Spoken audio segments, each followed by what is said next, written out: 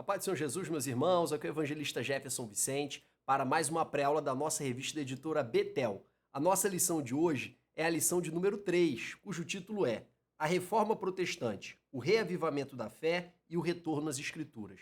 Irmãos, nesse nosso encontro de hoje, nós vamos estar estudando um pouco da história da Reforma Protestante, desde os seus principais precursores até os principais reformadores. É uma parte da história da igreja muito relevante, principalmente para nós que somos pentecostais, que estamos dentro do segmento protestante da cristandade. Então, vamos analisar com bastante carinho esse tema, sempre lembrando que o nosso conteúdo aqui ele tem como objetivo trazer algo complementar para você, professor de escola bíblica dominical, dar uma aula muito rica para os seus alunos. Então, vamos iniciar a nossa exposição. Em primeiro lugar, eu gostaria de falar com vocês, esse ano novo ficou aqui sem querer, tá bom, meus irmãos? Foi sem querer que esse ano novo ficou aqui. Eu queria falar com vocês que nós estamos na revista do primeiro trimestre de 2025, que é a revista que fala sobre o movimento pentecostal. E essa revista, ela tem uma preocupação de traçar o desenvolvimento histórico que culminou no avivamento da Rua Azusa, que deu origem ao movimento pentecostal a partir do início do século XX. Então é uma revista que tem bastante carga de história da igreja. E a parte de história da igreja vai começar a partir de agora.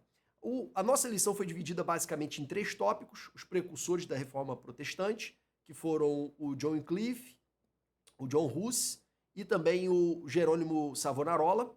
Depois nós temos os reformadores, em primeiro lugar, com maior proeminência, Lutero, depois Zwinglio e também João Calvino. E por fim, implicações da reforma, que fala mais ou menos de alguns temas relacionados a Lutero, que é um tópico que a gente vai tratar quando falar de Lutero. Tá bom, irmãos? Nós vamos abordar aqui dentro de Lutero mesmo, nós vamos falar os principais pontos aqui da tese de Lutero. Fazendo uma breve introdução à Reforma Protestante, que é importante fazer essa contextualização. Durante o período em que os reformadores começaram a propor as suas teses de reforma da igreja, lembrando que os reformadores não queriam criar uma denominação nova, uma igreja nova, eles queriam que a igreja romana fosse transformada, fosse reformada para voltar às suas origens, para ser conforme a palavra de Deus. Então, esse ímpeto dos reformadores sempre foi um ímpeto de aperfeiçoar as instituições cristãs para que elas se aproximassem das instituições apostólicas, tal qual nós encontramos nos Evangelhos de Jesus, mas principalmente em Atos dos Apóstolos e nas cartas. Então, esses reformadores identificavam problemas graves que tinham na igreja e lutavam contra eles. E esses problemas que existiam na igreja, que eram problemas estruturais, tendo em vista a corrupção que passou a igreja durante muitos séculos, a igreja foi se afastando das suas origens simples. A igreja que antes teve como líderes apóstolos que eram pescadores, que eram homens simples, que eram homens sem formação literária, sem formação acadêmica, e que por serem cheios do Espírito Santo acabaram se tornando grandes líderes e verdadeiros iniciadores do movimento de salvação de Cristo por toda a terra. A igreja dos dias desses reformadores já era uma igreja poderosa, era uma igreja dona de terras, era uma igreja que tinha um estado papal, era uma igreja em que os bispos, os arcebispos, os cardeais, eles tinham muito poder econômico, eles tinham muito poder político, e inclusive eles tinham poderes militares.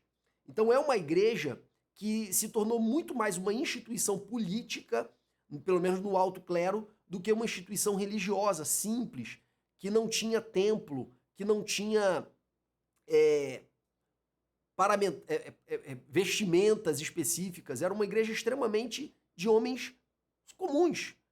Não existia terno, não existia gravata, não existia estola sacerdotal, não existia nada disso. A roupa que Pedro fazia suas atividades do cotidiano era a roupa que ele se encontrava com os irmãos, principalmente nas casas ou em locais públicos. Não existia uma vestimenta para os dois ambientes. O mesmo Pedro, com a sua aparência de trabalhador, de pescador, ele também tinha essa mesma aparência no culto. Quer dizer, era um evangelho muito simples. A igreja primitiva era uma igreja simples, que se reunia nas casas e em locais públicos para cear, lembrando do sacrifício de Cristo, para ensinar a palavra e para adorar conjuntamente. Então, esses reformadores, eles buscavam retornar a igreja para as suas origens, pelo menos em alguns pontos. em alguns pontos, tudo bem? Então vamos lá começar a falar para vocês agora do contexto histórico específico dos primeiros reformadores. Quando a gente fala de história da igreja, é muito importante a gente lembrar que os católicos costumam dizer que Lutero ele rompeu com a igreja, ele quebrou a unidade da igreja. Isso é balela, irmãos. Em primeiro lugar, que o grande racha que teve na igreja foi o racha entre a igreja ocidental e a igreja oriental. A igreja ficava sediada em Roma e a igreja que ficava sediada em Constantinopla. Isso ocorreu ali por volta do ano 1050, alguma coisa, eu não lembro a data exata. Tá? Aquele foi o grande racha da igreja. Posteriormente, como a igreja oriental, que é a igreja que ficou sediada em Constantinopla, ela foi sufocada pelo movimento islâmico, acabou que a força da igreja oriental, que acabou encontrando lugares e espaços para se desenvolver, para se manter até hoje, como por exemplo na Rússia, no leste europeu, na própria Grécia, a igreja oriental continuou existindo, mas não com a pungência, com a força que ela tinha antes da expansão do islamismo, que acabou ocupando grande parte do território de influência da igreja ortodoxa, que é a igreja oriental. Então a igreja ocidental, que ficou mais ou menos sediada na Europa, ela acabou se tornando a igreja mais proeminente. Mas na época da cisão, elas tinham a mesma força. A igreja oriental já estava perdendo muito espaço para o Islã, mas ela ainda tinha muita força. Posteriormente, que a igreja oriental, que é a igreja ortodoxa, ficou muito enxuta, muito pequena.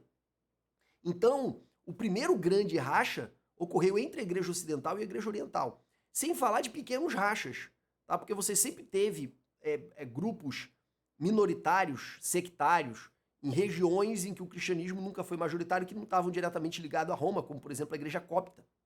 Então, essa história de que Lutero rachou a igreja, isso não é verdade. A igreja já tinha sido rachada antes. Segundo lugar, a igreja tinha rachaduras internas, como ocorreu, por exemplo, no cativeiro de Avignon, em que praticamente os papas eles foram sequestrados, digamos assim, pelo rei da França, para morar na França. Então eles exerciam o papado sob a tutela, sob o controle do rei francês. Então, durante muito tempo, a igreja que se dizia romana, ela ficou basicamente sendo administrada da França. Depois, com o retorno do Papa para a Itália, os italianos, os cardeais italianos, queriam eleger um Papa italiano. E aí pressionaram o conclave dos cardeais para eleger um Papa italiano e realmente foi eleito o Papa italiano. Só que depois mudaram de ideia, que esse Papa era muito radical, e disseram que aquela eleição não foi válida porque estava sob pressão e elegeram um segundo Papa. E durante mais da metade de um século, existiram 2 e às vezes até 3 papas conflitando entre si. Então a igreja já tinha divisões internas. Depois desse período, nós tivemos os papas renascentistas, que eram papas que tinham atuações exclusivamente políticas, que pouco atuavam no âmbito religioso. Eram papas que eram verdadeiros generais de batalha, de guerras. Eles conquistavam territórios, eles dominavam outros países. Eram papas que tinham inúmeras concubinas, inúmeros filhos, que viviam como verdadeiros senhores feudais, como verdadeiros reis na sua época. São chamados assim os papas renascentistas, que foram os responsáveis, inclusive, pela expansão das artes ali no Vaticano. A Capela Sistina foi um dos papas renascentistas que construiu. A Basílica de Roma foi um dos papas renascentistas que promoveu a construção. Na verdade, foram vários papas, né? Mas um mais específico, eu esqueci o nome dele agora, que promoveu a finalização da construção da Basílica de Roma, a Basílica de São Pedro. Então, esses papas estavam muito mais preocupados com a pungência econômica, militar e artística, que eram papas que amavam as artes renascentistas. Eles tinham pouca preocupação com essa doutrina. Como eu falei, todos eles tinham várias concubinas, muitos filhos, que todo mundo sabia que era filho do Papa. Então, eles compravam o cargo de Papa. Isso está tudo documentado na história. Então, foi nesse contexto aqui do cativeiro de Avignon, da grande cisão entre vários papas, e depois dos papas renascentistas, se você observar, esses fatos aqui, eles praticamente se sucedem. Foi nesse contexto aqui que surgiram os reformadores, que queriam a transformação da igreja. É claro que existiram reformas dentro da igreja, como, por exemplo, na Igreja Católica Espanhola. A Isabela de Aragão, ou a Isabela de Castela, melhor dizendo, ela era esposa de Fernando de Aragão, que depois deu origem à Espanha. A Isabela de Castela, ela promoveu diversas reformas na igreja na Espanha, Nós tivemos outras reformas pontuais também, através do movimento monástico. No entanto, eram reformas ainda muito tímidas, reformas que não mexiam na estrutura real do poder, não mexiam no luxo do clero, não mexiam nas práticas nefastas que a igreja estava acostumada, como a prática da simonia, do absenteísmo. Eu vou falar sobre essas práticas daqui a pouco. Então foi nesse contexto que surgiram os reformadores.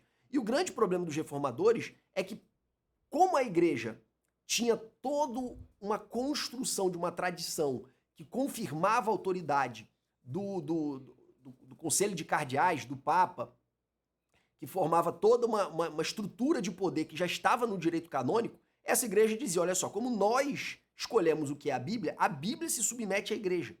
Então a igreja é maior do que a Bíblia, porque a igreja escolheu a Bíblia. E como a igreja escolheu a Bíblia, a igreja também pode escolher outras coisas, porque a igreja é o emissário de Deus, principalmente na pessoa do Papa, é o emissário de Deus, é o representante de Deus na Terra. Então o que a igreja diz é infalível. Só que quando você vê uma igreja totalmente corrompida, principalmente no alto escalão, e você tenta combater essa corrupção, e essa igreja fala, não, mas peraí, eu sou infalível, quem é você para me questionar? E aí apresentava toda uma tradição construída para falar acerca dessa autoridade que esses bispos, arcebispos, cardeais e papas tinham. Então, os reformadores, eles sempre esbarravam nesse argumento de que a igreja escolheu a Bíblia, e por isso a igreja era maior do que a Bíblia, e a tradição caminha junto com a Bíblia na formação da concepção do certo e errado dentro da cristandade. Então, os reformadores, e aí os reformadores não foram apenas os reformadores que nós vamos falar aqui, como eu falei, existiram várias tentativas de reforma, tanto no movimento conciliar, que propunha que os concílios eles eram superiores aos papas, como para os reis mais piedosos, pelo menos do ponto de vista da aproximação do cristianismo para suas origens, para que se empenharam realmente num combate não amplo e geral, mas na medida do possível, para tentar diminuir os abusos de uma parte do clero. Existiram movimentos de reforma. No entanto, nós vamos aqui utilizar aqueles reformadores que usaram o principal argumento da reforma protestante, que é o argumento de que a palavra de Deus está acima da tradição da igreja. Certo? Então esse é o contexto histórico. Contexto moral agora. No tocante ao contexto moral, nós temos um alto grau de arrecadação financeira promovida pela igreja, tanto através de venda de indulgências, como através de impostos papais que tinham força de lei e que exploravam, às vezes, uma população que, logo na sequência, era atacada pelos exércitos papais. Isso acontecia demais ali na Itália. Quer dizer, o Papa cobrava determinado contribuição do povo de Nápoles, só que daqui a pouco o rei de Nápoles entrava em divergência com o Papa e o Papa juntava seus exércitos para enfrentar o rei de Nápoles. Então, esse tipo de problema acontecia. Isso foi fazendo com que surgisse um sentimento de nacionalismo muito grande dentro da Alemanha, por exemplo, contra a Igreja Católica. Nós tínhamos outras práticas também, que era a prática do luxo exacerbado, tanto do Papa quanto de suas cortes, como também dos cardeais, arcebispos e bispos. Eles viviam de uma maneira muito discrepante da simplicidade do evangelho, isso gerava um escândalo, porque era uma época que tinha muita pobre, tinha muita pessoa morrendo de fome, não tinha previdência social, não tinha SUS, não tinha nada disso. Enquanto tinha muitas pessoas miseráveis, a igreja vivia no luxo, pelo menos o alto escalão da igreja, tá? O baixo escalão da igreja também vivia na miséria. Estou falando do alto escalão da igreja. Nós temos também várias práticas absurdas que eram contestadas, como, por exemplo, a prática disseminada da simonia. A expressão simonia deriva da palavra Simão, quando Pedro ele vai a Samaria junto com João e impõe as mãos sobre aqueles que haviam se convertido sob a pregação de Filipe, e eles são batizados com o Espírito Santo. Simão, o mago, que havia se convertido também, ele fica admirado. E ele pede para Pedro, você não quer me vender esse dom aí para eu poder fazer isso também? E aí Pedro amaldiçoa ele por causa da avareza dele, do apego dele a dinheiro. Então, desse ato de Simão o Mago surgiu essa expressão simonia, que era a prática de venda de cargos. Como os altos cargos de bispo, de arcebispo, eram cargos que traziam uma alta rentabilidade para as pessoas que ocupavam esses cargos, os nobres que tinham muitos filhos, ou os reis que tinham muitos filhos, eles sabiam que só um iria herdar as possessões dele. Então o que ele tentava fazer? Colocar seus filhos nesses cargos eclesiásticos, que davam uma renda muito alta. E aí qual era a maneira de entrar nesses cargos? Pagando. Eles compravam os cargos eclesiásticos. Outra prática muito comum também era a nomeação de parentes, que os papas faziam em geral nesse período aqui, era nomear praticamente a família toda. Tá? Todo tipo de sobrinho, de filho bastardo, todo tipo de pessoas que ele podia nomear para a ocupação de cargos eclesiásticos de alta posição, que traziam uma rentabilidade muito alta, ele fazia esse tipo de nomeação. Será que os nossos dias são tão diferentes assim dos dias daquela época? Eu acredito que é diferente, porque antes era uma coisa muito absurda. Mas o nepotismo a gente consegue ver nos nossos dias também, ou não? Sempre que tem um pastor presidente, o filho dele ou os filhos dele precisam ser pastores presidentes também. Será que todo filho de pastor presidente ele tem necessariamente o chamado pastoral? Que é isso que a gente costuma ver na prática.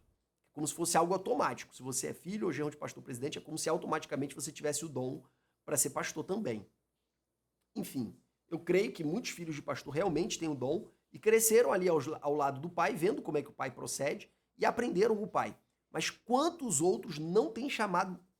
Claramente não têm chamado. E depois a obra fica sofrendo na mão deles, porque não foram vocacionados, nem gostam de ser pastor. Gostam de ser administrador de instituição religiosa. Mas não gostam de ser pastor, não gostam de fazer casamento, não gostam de fazer velório, não gostam de visitar doente, enfermo, até faz, mas não gosta. Então, não tem a vocação pastoral. Pastor, ele tem prazer de estar com as pessoas nos melhores momentos e nos piores, porque ele sabe a importância dele para a vida dos outros. E a gente encontra pessoas que não têm prazer nenhum, nada disso, e exercem posição de liderança. Pastores, presidentes, que não têm esse coração, são meros administradores. Então, a prática da simonia, a prática do nepotismo era absolutamente difundida naquela época. Outra prática, absentismo. O que era o absentismo? Era como eles compravam o cargo, e o cargo era mera fonte de renda, era muito comum que a pessoa que tinha um cargo não morasse na diocese, não morasse na regional, na sede, digamos assim, daquelas congregações, colocando para o nosso linguajar. Era muito comum, era muito comum. Quer dizer, a pessoa, ele era o bispo, ou a ser bispo de uma determinada diocese, e ele não ia lá, ele só recebia renda. Será que isso é muito diferente do que tem acontecido com algumas igrejas, em que o pastor presidente mora muito distante, não conhece a comunidade, não conhece a realidade das pessoas que moram ali, tem uma vida completamente desconectada com a realidade dos membros, dos auxiliares, porque os auxiliares moram na localidade, os membros moram na localidade, mas ele mora num local totalmente distante, ele não tem conexão nenhuma de vida com as pessoas que frequentam a igreja dele. Será que nós temos isso hoje? Tem pastor presidente querendo pastorear em outros países, certo? Quer pastorear à distância. Enfim, como é que um pastor vai pastorear as ovelhas à distância? Será que é alguma novidade? Isso aqui já está nos livros de história. Essa prática sempre existiu, principalmente, e era muito difundida naquela época. Outra prática que era muito difundida, o pluralismo. O que é pluralismo? É a mesma pessoa ocupar várias presidências, vamos colocar na nossa linguagem. Ela ocupava várias presidências. Por quê? Porque cada presidência era uma fonte de renda. E é claro que ele não pastoreava todas as dioceses, é óbvio que ele não pastoreava todos os campos, colocando na nossa linguagem. Ele era pastor de várias porque ele tinha salário, que ele queria o salário de várias. Deu para entender? As práticas que eram absolutamente comuns. E só para contextualizar, isso aqui eu não estou tirando da minha cabeça não, tá? Isso aqui eu tive que ler. Eu utilizo como referência o livro de História da Igreja, do Justo Gonzalez, que é um livro que eu acho que é bem completo. Para citação acadêmica ele não é tão bom, porque ele não coloca muito as fontes e não faz citações. Ele é um texto mais fluido. No entanto, para fins de conhecimento, é um dos melhores, porque a leitura é muito fluida, e eu indico para todo mundo que quiser adquirir um bom livro de História da Igreja. Ele tem 2 volumes. Eu acho que no nosso próximo encontro eu mostro o livro para vocês. Eu acho que não está aqui agora. Tá? A História da Igreja, Justo Gonçalves. Ele tem 2 livros proeminentes, assim, que são 1 em 3 volumes, que é a História do Pensamento Cristão. É muito bom também, eu tenho também, mas não é esse. Tá? E tem o História da Igreja, que é da editora Vida Nova. O História do Pensamento Cristão, salvo engano, é da Cultura Cristã, e a História da Igreja da Vida Nova, Justo Gonzalez, tá bom? Eu, pelos livros de história da igreja que eu já entrei em contato, eu considero esse o mais agradável de ler. E ele é muito completo, tá? Ele é muito completo. Só não é bom para citação acadêmica, se de repente estiver fazendo um TCC até dá, mas um mestrado, um doutorado, se você quiser citar num artigo, enfim. Não é um trabalho com primor, com a preocupação acadêmica de ficar fazendo nota de rodapé para toda afirmação que faz, certo? Aí tem os livros melhores no mercado. Mas para conhecimento de história da igreja, eu acho que, sem dúvida, é um dos melhores que temos em língua portuguesa. Então, tudo isso que eu estou falando, eu tirei dos capítulos, e eu li bastante para fazer essa aula de hoje, tirei desse livro. Vamos lá. E outro problema grave era o problema da promiscuidade sexual. O problema da promiscuidade sexual era um problema recorrente. Como eu falei, principalmente os papas renascentistas, quase todos tinham filhos, tinham concubinas, e todo mundo sabia, porque se tornou um cargo político. Deixou de ser um cargo eclesiástico, se tornou um cargo político. Quando você vai lendo Justo Gonzalez, o Papa tal, ele comprou tanto com promessas de cargos maiores para os outros cardeais, como também pagou em dinheiro para alguns. Enfim, tudo que é a política, que a gente vê na política, acontecia lá naquela época também. E aí, nesse contexto, principalmente nesse contexto aqui, ó, tá vendo aqui do cativeiro de Avignon e o princípio do grande cisma, é nesse contexto que surge John Wycliffe. O Wycliffe foi um reformador inglês, professor na Universidade de Oxford, um grande pensador, que tinha uma grande proeficiência na escolástica, um grande filósofo, um erudito, como é descrito pelos livros de história da igreja. Ele entrou em conflito com o papado. E a fonte do seu conflito com o papado foi justamente a sua teoria do senhorio, que era uma teoria que beneficiava muito o governo político daquela época, porque era muito comum o rei entrar em problema com o Papa. Porque o Papa, ele não era só uma instituição religiosa, ele também era uma autoridade secular política, ele governava os territórios papais. E sempre foi interesse do Papa, para preservar o seu poder, manter o equilíbrio na Europa. Então, todas as vezes que uma nação ela ganhava muita proeminência, o Papa se aliava com o inimigo dela, para tentar enfraquecer, porque o poder do Papa era muito maior num estado de equilíbrio. Então,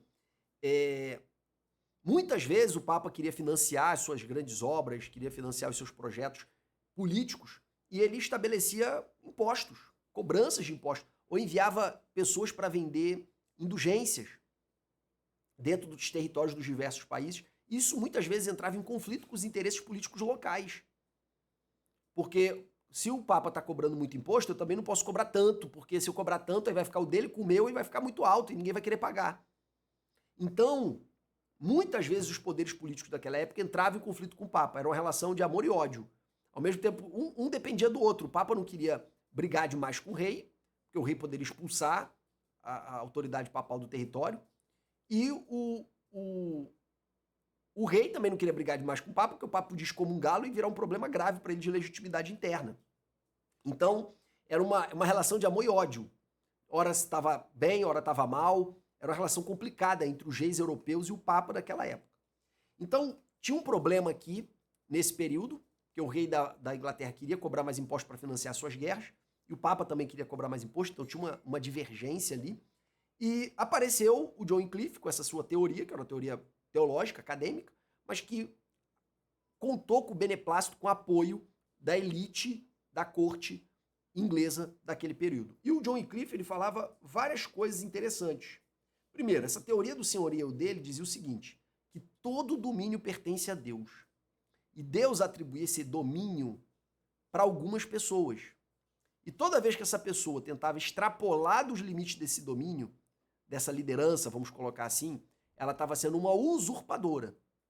Então, isso interessava muito aos reis, porque os reis não queriam que a igreja se metesse em assuntos políticos.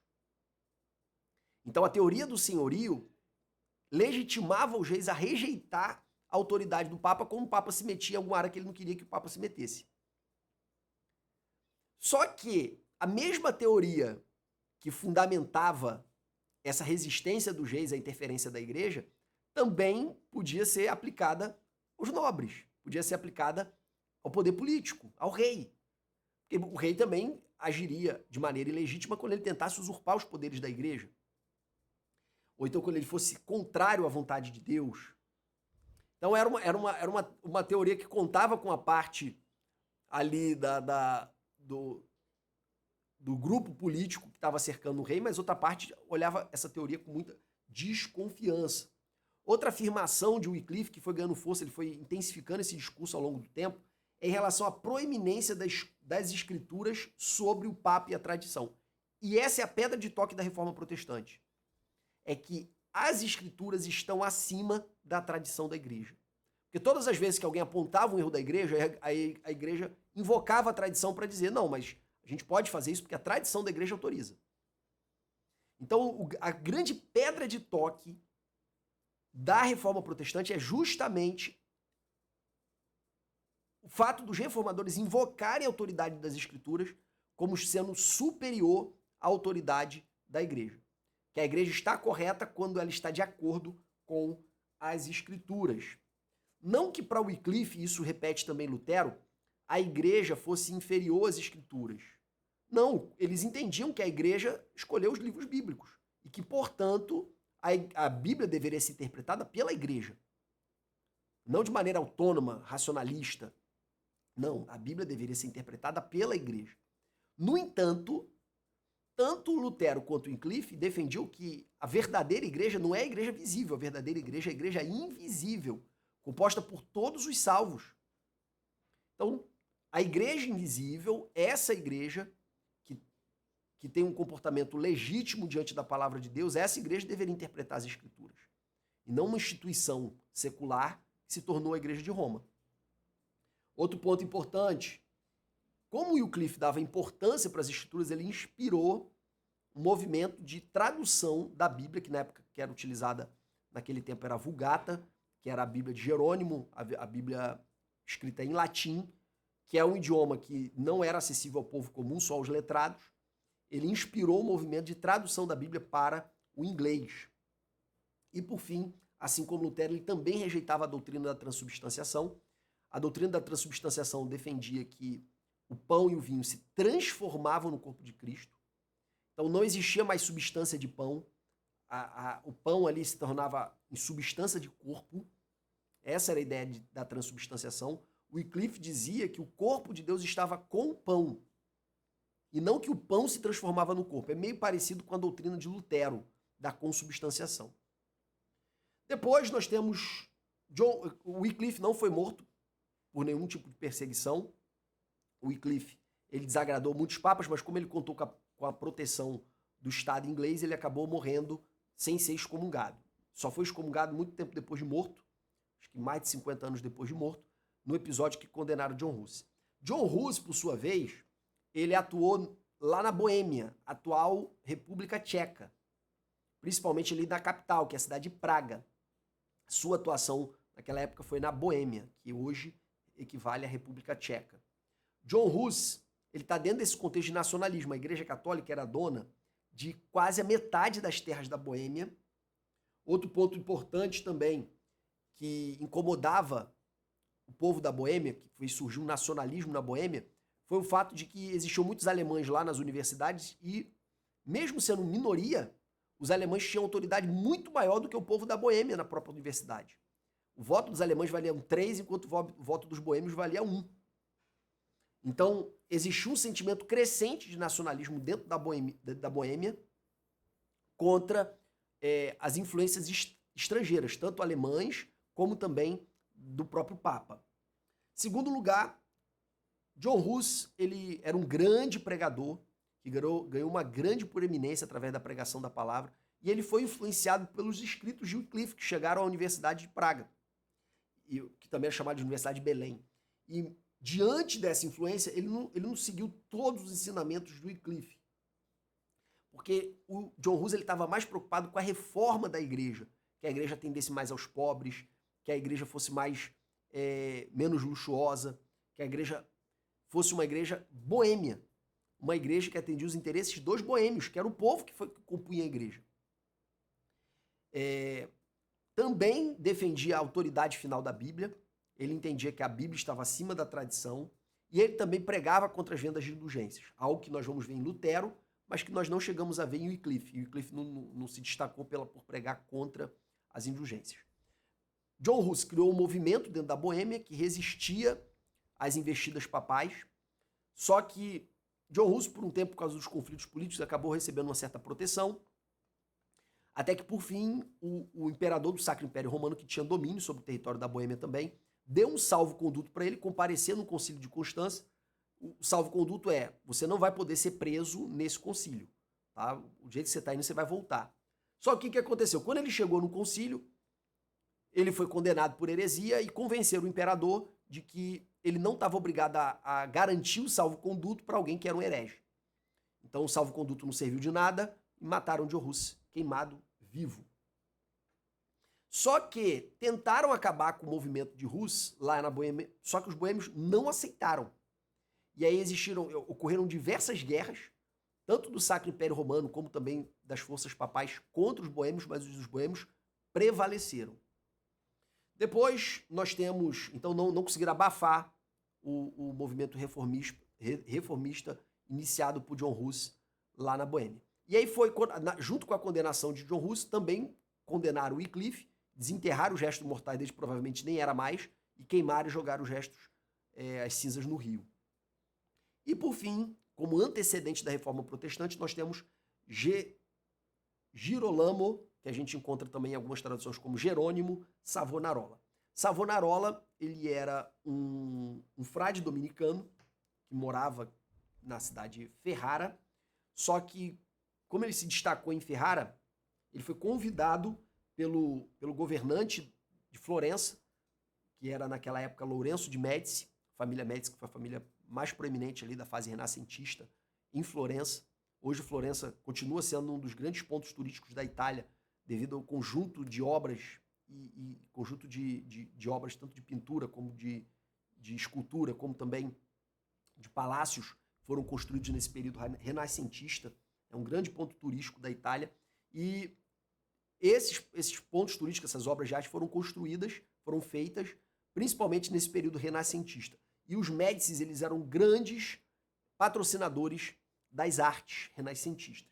E ele convidou Savonarola, ele ficou sabendo que Savonarola era um grande pregador, para Florença. Savonarola foi para Florença, começou a pregar. Savonarola era um homem de oração, era um homem realmente devoto ao Senhor.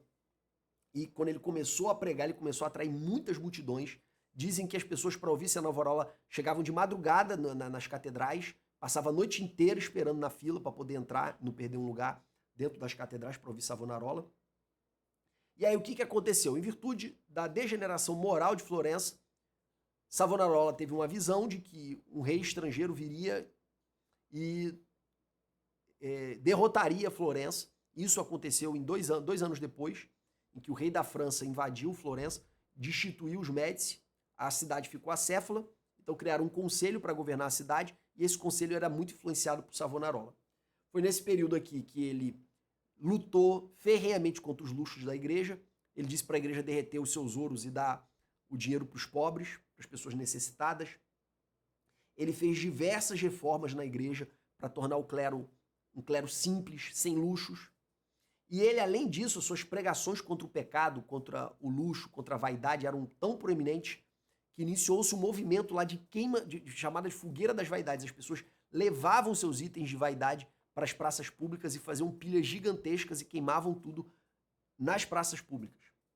Mas, apesar desse grande avivamento, como ele contrariava os interesses da igreja, o Papa excomungou o Savonarola e, posteriormente, ele foi preso, foi enforcado e depois queimado pelas autoridades seculares, acusado de várias heresias, sendo que ele não tinha assim, ele não foi um grande reformador no sentido doutrinário. As reformas que ele fez foram mais práticas do que propriamente doutrinárias, muito diferente de Calvino, de Lutero, que foram verdadeiramente teólogos, foram reformadores teólogos, tá? Savonarola foi muito mais um reformador das instituições e social da igreja. E aí, eu quero fazer com você aqui esse percurso, tá? Aqui, ó, Reforma Protestante, 1517. A Paz de Wasburgo foi em 1530, quando o movimento protestante fez uma paz ali com o imperador do Sacro Império Romano, Germânico.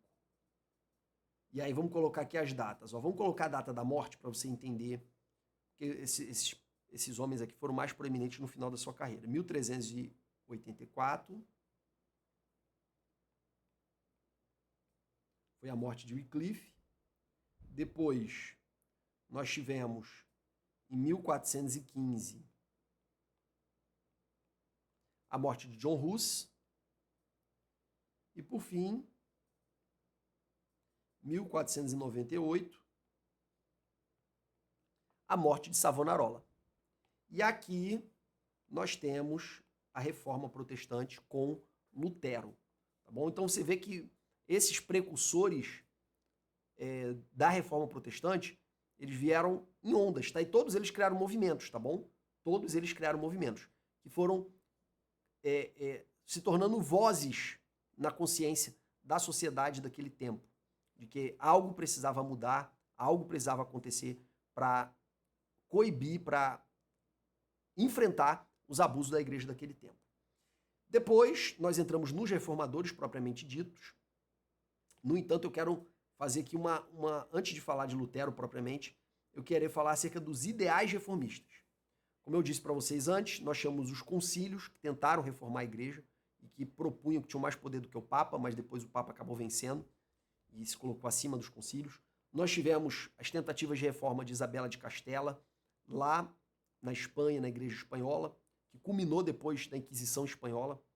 Depois nós tivemos as tentativas humanistas de reforma da Igreja, e o grande proeminente teólogo dentre os humanistas era Erasmo. Mas todos esses movimentos eram movimentos internos com a Igreja, e nenhum deles rompeu com a Igreja. Quem realmente rompeu com a Igreja foi Lutero. E aí eu explico por que Lutero rompeu com a Igreja, ou por que a Igreja rompeu com ele. Lutero, ele foi criado por pais muito severos. Também foi levado para a escola, e na escola também ele era tratado com muita severidade. Naquela época as pessoas batiam nas crianças quando elas erravam, por exemplo, a tabuada. As crianças apanhavam. Então ele foi criado debaixo de muita severidade. Até que, para lidar com seus pecados, para lidar com seu medo do inferno, porque ele viveu com uma consciência muito pesada acerca dos seus erros, um belo dia ele estava passando na rua, quando ele viu uma grande tempestade com muitos trovões, e aos 22 anos, ele, pensando que ia morrer, que iria para o inferno, ele fez uma promessa para Santa Ana de que ele queria se tornar um monge. Então ele foi para o mosteiro, um mosteiro agostiniano, para se formar monge ali naquele mosteiro. Agostinho, ou melhor dizendo, Lutero, então ele foi formado ali dentro de um mosteiro que tinha como principal teólogo Agostinho de Hipona. Outro dado importante da vida de Lutero é que ele sempre viveu debaixo desse sentimento de culpa. Só que esse sentimento de culpa, de que ele nunca fazia o suficiente para Deus, de que ele sempre estava em dívida com Deus, de que ele não teria condições de ir para o céu, se fazia com que ele tivesse vivia em pavor do inferno, fez ele se aprofundar ainda mais no estudo da teologia. Ele se formou doutor em teologia em 1512. Só que ele continuou nessa angústia, mesmo aprendendo tanto. Depois ele fez uma viagem para Roma, pensando que essa viagem da Roma ia aplacar esse sentimento de culpa que ele carregava.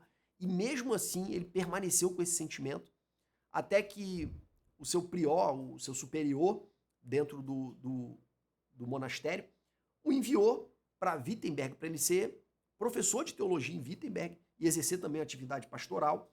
E lá em Wittenberg, ele decidiu, ele era responsável por dar várias palestras na universidade, e em uma das vezes que ele estava fazendo uma palestra sobre a Epístola de Romanos, ele se deparou com o início da epístola que dizia que o Evangelho é a justiça de... No Evangelho a justiça de Deus se revela. Só que na cabeça dele, justiça de Deus era o juízo de Deus.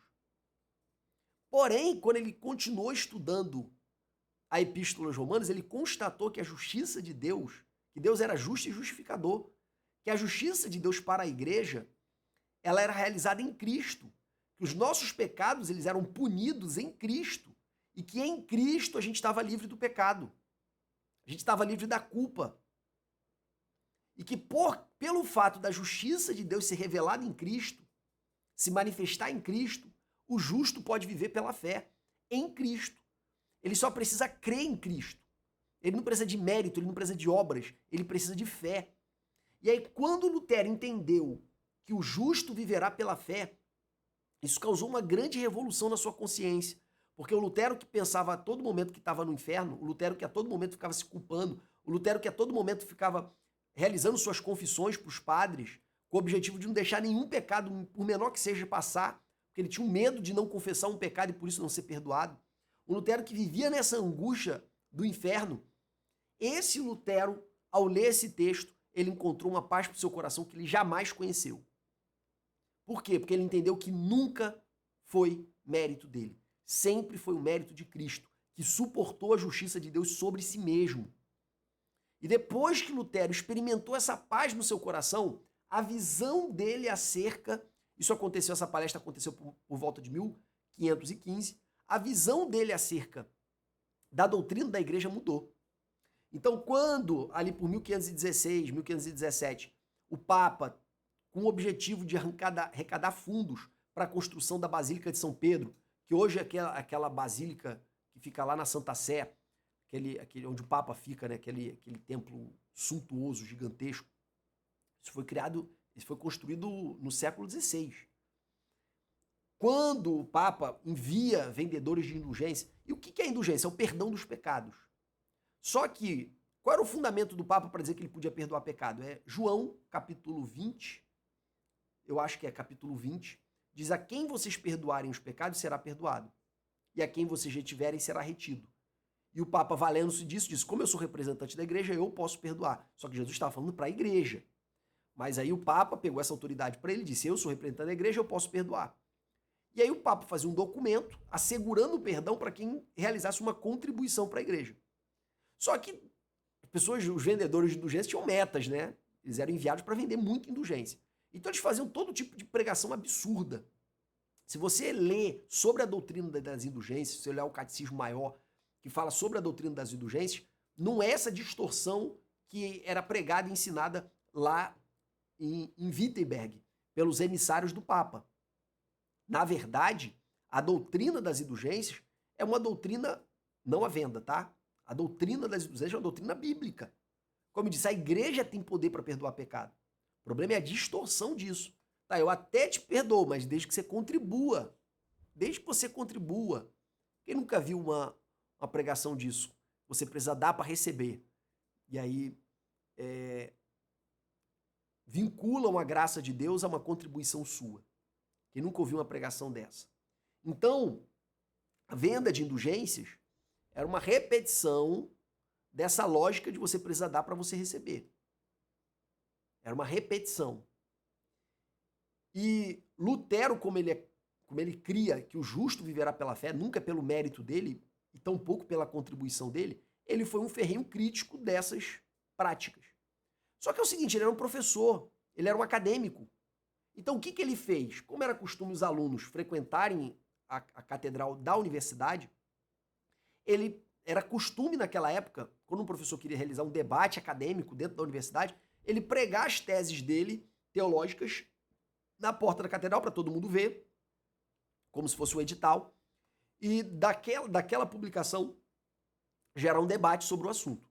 Então, em 1517, reza a lenda que foi no dia 31 de outubro de 1517, Martinho Lutero prega suas 95 teses, que tinham como pano de fundo principal o combate às indulgências, mas ele acaba propondo teses sobre outros assuntos também. Ele prega suas 95 teses na porta da Catedral de Wittenberg. E essas teses, elas foram publicadas numa época em que estava em franca expansão a imprensa criada por Gutenberg, poucos anos antes. Então, pegaram aquelas 95 teses deles e espalharam por toda a Europa. Toda a Europa teve acesso àquele conteúdo. Então, foi algo que extrapolou em muito as intenções de Lutero. Lutero queria um debate acadêmico local. Só que essas teses dele se espalharam por toda a Europa. E, claro, quem surtou? As autoridades eclesiásticas locais, que ficavam com a parte do valor das indulgências, as autoridades eclesiásticas de Roma, e também acaba gerando um problema com o imperador do Sacro Império Germânico. que era uma espécie de rei das diversas províncias que existiam na Alemanha. O Estado alemão não existia naquela época. Eu criei aqui um mapa, que eu vou mostrar aqui para vocês. Aqui está a Alemanha. Hoje isso aqui é a Alemanha, mas naquela época você tinha diversas regiões. Tá? E o imperador, ele era imperador de tudo. Mas cada um desses territórios tinha um governante. E na época, Wittenberg ficava na Saxônia e a Saxônia tinha um governante, que era Frederico. E Frederico, ele era um homem muito justo, inclusive ele era chamado Frederico o Sábio. Ele era um homem muito justo e ele não queria ir contra Roma, mas ele não aceitava a ideia de que Lutero fosse condenado e julgado sem um processo devido. O mínimo que ele poderia ter era um julgamento justo. Então, Lutero começou a ser criticado, só que ele contou com o apoio de diversos governantes dessas províncias ali do Sacro Império Germânico. Como ele contou com o apoio de diversos governantes, e o imperador não queria ficar mal, o imperador ele era espanhol, tá? Ele foi eleito, ele era espanhol. Como ele não queria ficar mal porque ele estava em guerra com a França, ele precisava do apoio desses governantes, então ele não abafou a reforma protestante no seu início. No entanto, assim que ele pôde, ele começou a atender os decretos papais para perseguir Lutero. Então Lutero foi convocado para defender as suas teses, na verdade para ser julgado. Ele foi convocado para ser julgado naquilo que a gente pode chamar de dieta de Worms. E nessa dieta de Worms, que era o encontro de todos os governantes com o imperador, nessa dieta ele apresentou suas teses, só que as pessoas não queriam ser convencidas por Lutero, elas queriam que ele se retratasse das teses. E ele disse a célebre frase nessa dieta de Worms, que não é certo que um homem atente contra sua própria consciência, naquilo que ele acredita, então eu só me retratarei se for convencido racionalmente pelas escrituras. E entrego minha vida a Deus. Ele sabia que ele ia morrer. Só que o que acontece? Depois desse julgamento, que não se concretizou, a sentença não foi proferida, o príncipe da Saxônia, ele sequestrou Lutero e levou para um castelo. Quer dizer, Lutero desapareceu. Ninguém sabia onde Lutero estava. Nem o Lutero sabia que ia ser sequestrado. E lá nesse cativeiro, que era um cativeiro para defendê-lo, ele traduziu a Bíblia do latim, dos originais, para o alemão. Então, ele ficou exilado lá em Wartburg. Ele ficou isolado em Wartburg e de lá ele continuou se correspondendo com os seus seguidores em Wittenberg. E aí o que aconteceu? Aconteceram vários fatos históricos que fizeram com que o imperador não pudesse abafar a reforma protestante, porque ele contava com aqueles estados que estavam ali apoiando a reforma. Só que quando ele se livrou dos seus inimigos externos, ele decidiu combater o luteranismo, mas aí já era tarde demais. E aí o que aconteceu na Dieta de Espira, que era essa reunião dos governantes com o imperador? Ele condenou explicitamente Lutero, só que os governantes protestantes, eles protestaram. E por isso, a partir daí que eles ficaram sendo chamados de protestantes. E aí eles formaram uma liga, que era a Liga de Estrasburgo, tá? Primeiro teve uma dieta de Augsburgo, onde Lutero foi formalmente condenado. Aqui ele foi dito que ele seria condenado, mas ele foi condenado mesmo na dieta de Augsburgo. Só que aí, esses pequenos reinos, eles se uniram numa chamada União de Esmalcada e criaram uma resistência à vontade do imperador. E em razão de ameaças externas dos turcos, o imperador teve que apoiar, teve que fazer por menos e fazer uma paz com eles para contar com o apoio deles para enfrentar os turcos. Então, irmãos, foi a providência divina. Lutero era para ter morrido como John Hus, ele era para ter morrido como Savonarola. Lutero não tinha força nenhuma para resistir à força do poder político e religioso dos seus dias. Lutero ele foi protegido pela providência divina. Foram um conjunto de guerras que fez com que o imperador não pudesse atacar Lutero. E quando ele decidiu fazê-lo, a chama do avivamento protestante já tinha tomado conta dos corações de diversos governantes. Quais foram as principais teses de Lutero? Primeira, é a proeminência das Escrituras. Em primeiro lugar, Lutero dizia o seguinte: não foi a igreja que escolheu a Bíblia, foi o Evangelho. Da mesma forma como a igreja não se autoconstituiu, ela foi constituída pelo Evangelho. Então a Bíblia foi escolhida pelo Evangelho e a igreja foi estabelecida pelo Evangelho. A igreja só reconheceu que aqueles livros que estão na Bíblia falavam do Evangelho. Então, tanto a Bíblia quanto a igreja estavam submetidas ao Evangelho. Portanto, como a Bíblia dá melhor testemunho do Evangelho do que a igreja daqueles dias, então Lutero não dizia que a Bíblia era maior do que a igreja. Ele dizia que como a Bíblia dava melhor testemunho do Evangelho naquele tempo, a Bíblia deveria ser a regra de fé e prática. Depois os outros reformadores vão dizer que sola escritura, só as escrituras. Quer dizer, não tem tradição, não tem autoridade da igreja, só as escrituras. Lutero não chegou a defender isso explicitamente, tá? Isso foi um desenvolvimento da teologia protestante. Para Lutero, tanto a igreja foi fundada por causa do Evangelho, quanto a Bíblia foi escolhida por causa do Evangelho. A igreja viu naqueles livros que estão no Novo Testamento o Evangelho dentro deles. Então, como hoje a igreja estava muito desviada e a Bíblia dava melhor testemunho do Evangelho do que a igreja, a Bíblia deveria ser seguida. Outro ponto da teologia de Lutero é a diferença entre o Deus da glória e o Deus da cruz. Para Lutero dizia que o homem ele fabricava a Deus à sua imagem e semelhança. Ele idealizava o que é o ideal de bondade, o que é o ideal de justiça, o que é o ideal de amor, ele idealizava. E a partir disso ele criava um Deus à sua imagem e semelhança, só que glorificado. É um Deus que se parece com um homem perfeito, mas se parece com um homem. E aí o que Lutero diz? Que esse Deus é o Deus da glória, é o Deus fabricado pelos seres humanos. Que o verdadeiro Deus é o Deus da revelação, o Deus que se revelou em Cristo na cruz. Um Deus humilde, simples, um Deus rejeitado. Ele faz também uma boa distinção entre lei e evangelho. Para ele a lei não é só os mandamentos de Moisés, a lei é a condenação e o evangelho é a graça, que diz que toda a condenação que estava sobre nós foi imputada a Cristo e por isso ela não pode ser imputada a nós também. Ele não cria na doutrina da transubstanciação. Para ele o corpo de Cristo ia junto com o pão, o pão não era transformado no corpo, o corpo ia junto com o pão. E por fim ele tinha uma teoria também dos dois reinos, que diferenciava o Estado do Evangelho. O Estado tinha uma função, o Evangelho tinha outra. Zwinglio, por sua vez, o que aconteceu com Lutero? Lutero morreu de causas naturais, tá? Ele não foi morto, porque ele contou com a proteção política até a sua morte. E dali, da Alemanha, a reforma protestante foi se espalhando por todo o norte da Europa. Temos também Ulrico Zwinglio, que iniciou a reforma protestante lá na Suíça.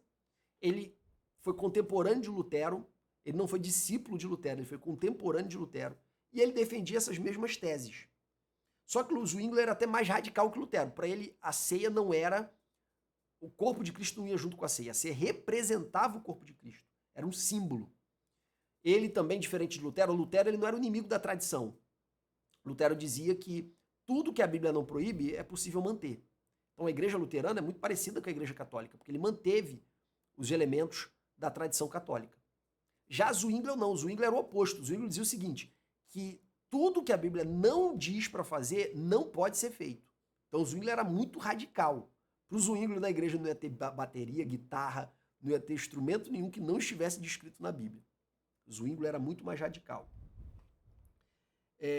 Por causa disso, dessas diferenças de pensamento, chegou o momento ali em 1529 que tentaram fazer a união das duas reformas, mas eles não se bicaram. Por causa dessas pequenas divergências que existiam entre eles, principalmente acerca da concepção de como era a ceia do Senhor. Ele acabou influenciando o governo de Zurique, só que quando os reinos vizinhos católicos tentaram abafar o reino de Zurique, ele foi para o fronte de batalha e morreu no fronte de batalha. Depois nós temos João Calvino, que já é de uma segunda geração. Ele também atuou na Suíça, só que em Genebra.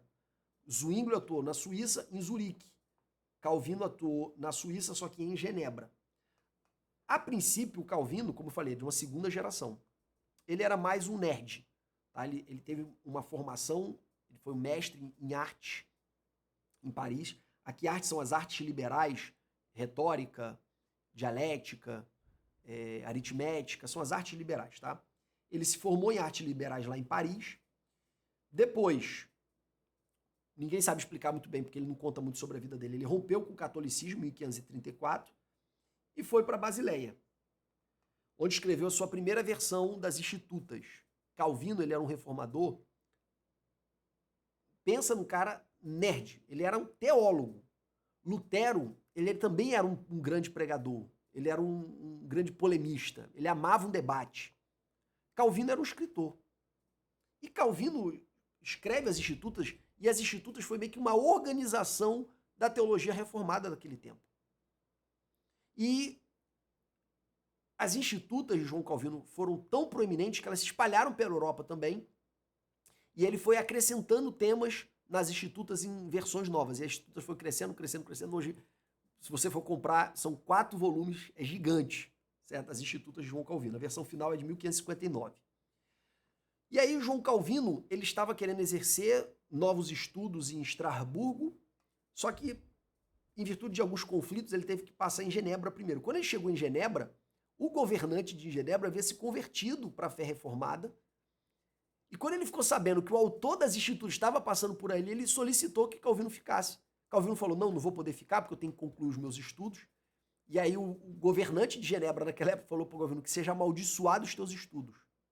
Porque você vendo uma necessidade como a nossa, que a gente sabe que Roma está errada, mas a gente não sabe organizar o nosso pensamento, você vendo uma necessidade como a nossa, você está valorizando mais os teus estudos do que essas almas que estão perecendo. E aí Calvino ficou muito constrangido, e em virtude desse constrangimento ele ficou em Genebra, e ali em Genebra ele exerceu uma forte influência sobre o conselho que governava a cidade. E a cidade ficou meio que sendo guiada pelo direcionamento de Calvino, e houve grandes reformas sociais. Calvino implementou um sistema educacional que virou referência internacional em Genebra, até os dias de hoje, certo? Então, inclusive, até hoje o país com o maior IDH do mundo, os países com o maior IDH do mundo são países de raízes protestantes. Suíça, Dinamarca, Noruega, Suécia, são todos países protestantes, tá? Depois, uma vez eu estava conversando com um amigo, que ele está na Europa, ele estava todo entusiasmado, porque ele viu os países católicos como lá existe um rigor moral, como eles são muito corretos, e até exageradamente corretos. E ele estava comentando, não, porque como os países católicos, eu falei, cara, tu tá viajando muito. Porque os países com o maior IDH da Europa, os países com maior segurança da Europa, os países que são famosos pelo fato da sociedade ter um altíssimo índice de valor moral, são os países de raiz protestante. Suíça, Noruega, Suécia, Dinamarca, Islândia. Eu falei, cara, tu tá viajando. Desculpa. Mas, enfim. Posição acerca da ceia do Senhor em relação a esses 3 grandes reformadores. Lutero, como eu disse, cria na consubstanciação. Os católicos creem na transubstanciação. O pão se transforma. Ele se torna o corpo de Cristo. Lutero acreditava que, por causa das palavras de Jesus, isto é o meu corpo. Lutero acreditava que o corpo de Jesus ia junto com o pão. Zwinglio achava que era um mero símbolo.